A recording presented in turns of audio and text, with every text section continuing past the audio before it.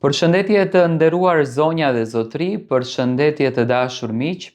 Ja ku po ritakohemi sërish ditën e sotme në kanalin Monitor TV me mua Tirona Lilin.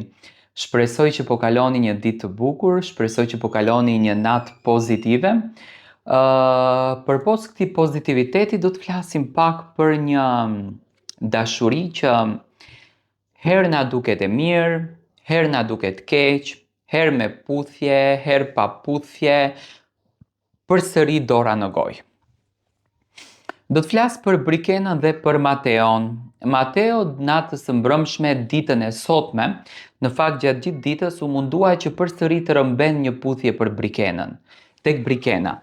Por kjo puthja nga ana e Brikenës nuk u dha përsëri të njëjtat veprime si para që ta jepte puthjen, domethënë e vente dorën në gojë, nuk dëshironte që t'ja jepte puthje në buzë Mateos, ndërsa në anën tjetër Mateo kërkon dasëm, duan të martohen, publiku është bërë lëmsh se çfarë po ndodhte në këtë shtëpi, domethënë nuk po merret vesh.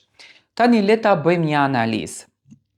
Shumica e shikuesve thonë që Brikena nuk e do Mateon sepse i bën këto lëvizjet e çuditshme. Domethënë një vajzë po ta dashuronte një djalë, do ta lejonte që ta puthë në buzë. Motra e Mateos sot Casey u mundua ta mbron sado që mundi Brikenën, por që Brikenës mbrëmi mbeti hatri, kundërdrejt Mateos i mbeti hatri se u mërzit. Domethënë ajo nuk i tha as natën e mirë, nuk dëshironte që as të bisedon me Mateon, nuk dëshironte që të ndanë një moment domethënë me Mateon për ta kuptuar se çfarë ka ndodhur, pse është mërzitur, pse është kaq i stresuar, nuk kishte asnjë gjë në këtë mes dhe aty u pa që ajo mërzitjen, hatërmbetjen, sikletin, stresin e kishte me Mateon dhe jo me dikë tjetër.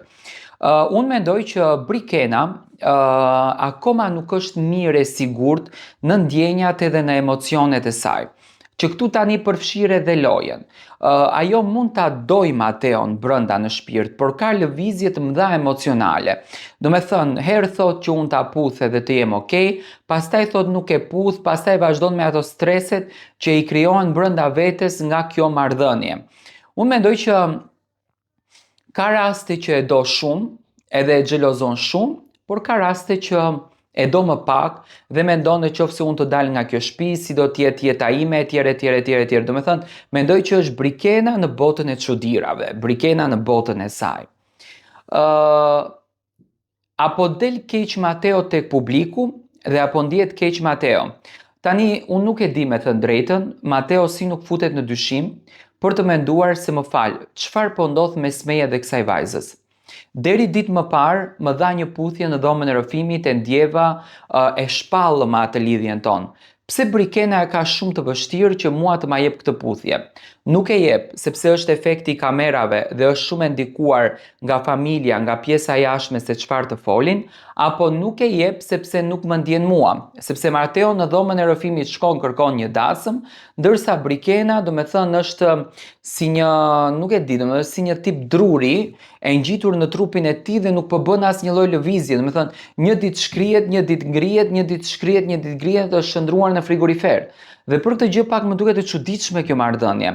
Unë mendoj që Brikena nuk e ka as këtë emocionin se familja më shikon apo çfarë thon familja, ajo mesazhin e dajës së saj e mori, ajo mesazhin e babait e mori, ka patur mesazhe edhe nga jashtë. Unë mendoj që Brikena thjesht nuk i ndjen këto gjëra akoma për t'i bërë, edhe nëse e ka dhënë atë puthjen, mendoj që e dha nga fakti sepse duheshte t'ja jep Mateos, nga që Mateo ishte shumë i rrezikuar. Nuk do të thotë që nuk e do, po ka probleme emocionale. Tani do të shohim se si do të shkon ajo dasëm, se deri në ditën që do të vendoset dasma edhe mund të ndryshon Brikena 100 mendje. U tha që babai i Mateos nuk e pranon Brikenën për nuse. Kështu u komentua. Unë mendoj që babai i Mateos nuk e ka për detyrë një herë ta qua nuse Brikenën, sepse i biri i tij akoma nuk ka finalizuar gjithçka. Nëse ato fillojnë ta quajnë nuse pritani Brikenën, ato do t'i vënë epitet Brikenës. Unë mendoj që në momentin që Mateo dhe Brikena do të zyrtarizojnë lidhjen e tyre, atëherë domethënë prindërit e Mateos mund ta quajnë nuse Brikenën.